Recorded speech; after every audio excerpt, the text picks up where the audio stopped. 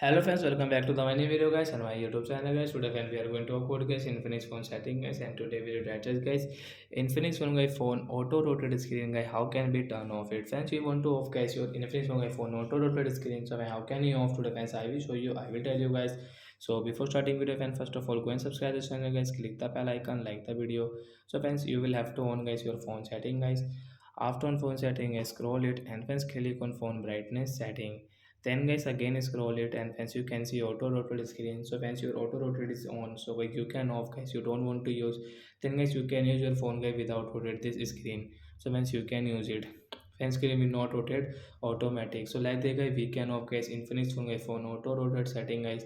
So that's it guys, thanks for watching the video. I hope friends you understood how to off auto rotate screen in Infinix phone device. So bye bye guys, thanks for watching the video guys.